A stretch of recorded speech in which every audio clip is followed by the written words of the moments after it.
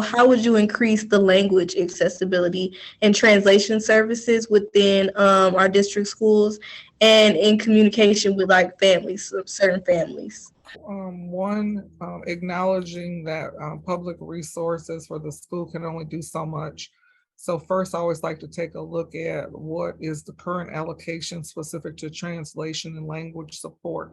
And from there, being able to leverage partnerships, whether corporate or philanthropy and nonprofit.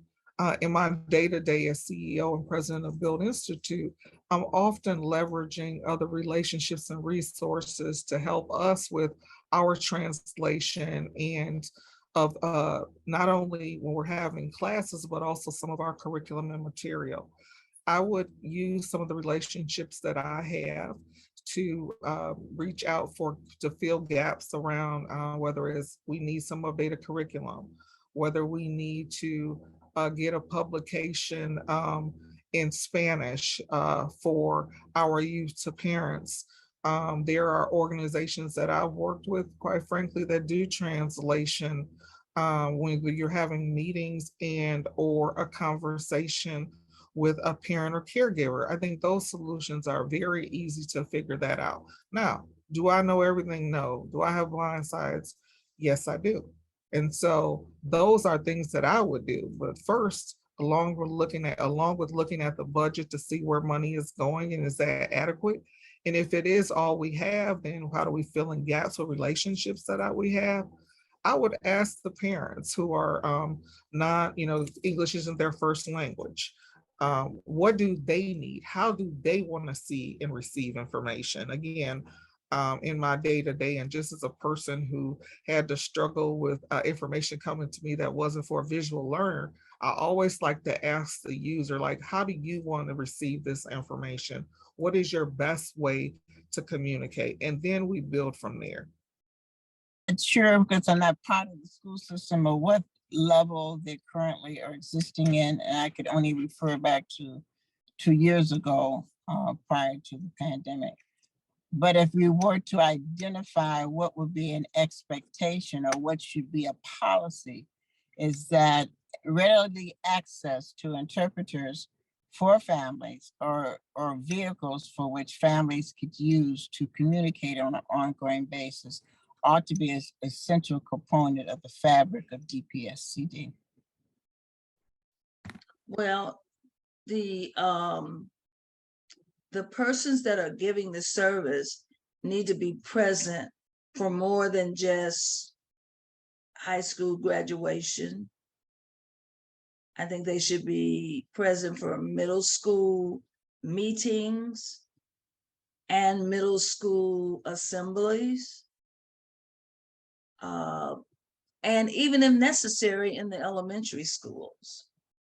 So it's just a process of calling the agencies and getting them scheduled to come in. Even building principals can do that and have the translators in the lunchrooms with the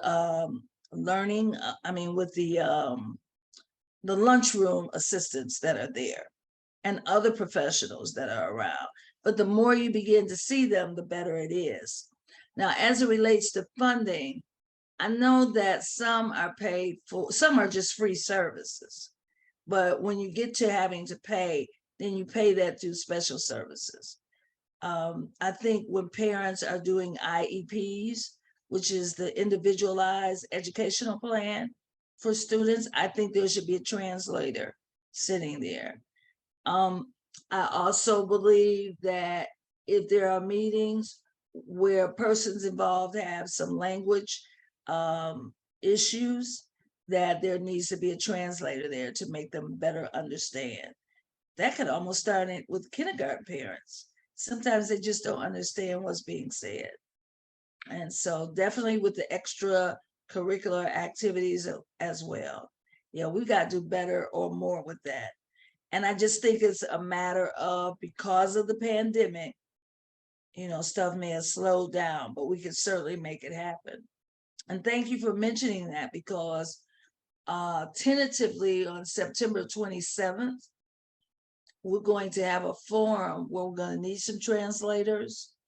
And we're also going to have a mental health speaker and a holistic speaker who will talk to parents about what their child is eating for breakfast and how it impacts them when they go to school.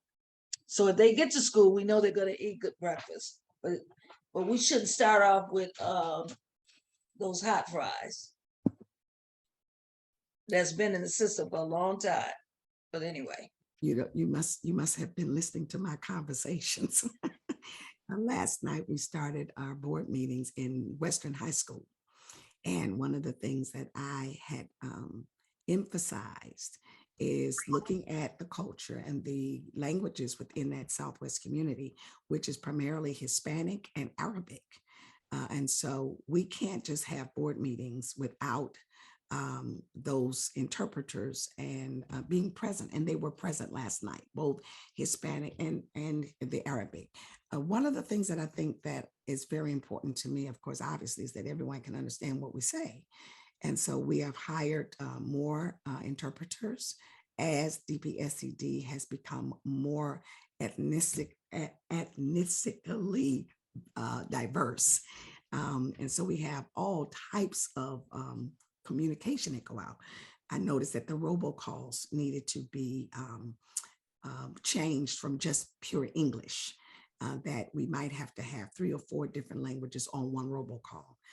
We may have to, even in our communication, our written communication, our website, everything now, because we have such a melting pot, that we are going to have to be more intentional, very much more intentional. Even in our faith-based meetings, we have to be more intentional of including translation services. And I have been yelling that for the last maybe year now, as it has come to my attention. So I'm very much in favor of improving our communication with all diverse groups. Thank you so much. In the past, when we were on the school board, we had a big bilingual education department. I don't really know right now how big it is, but we had lots of teachers in the classroom who were bilingual, and we had translation services available for parents at parent meetings and things like that. And now when you say disability, are you talking about the kids with the special needs, or are you tying it to something else?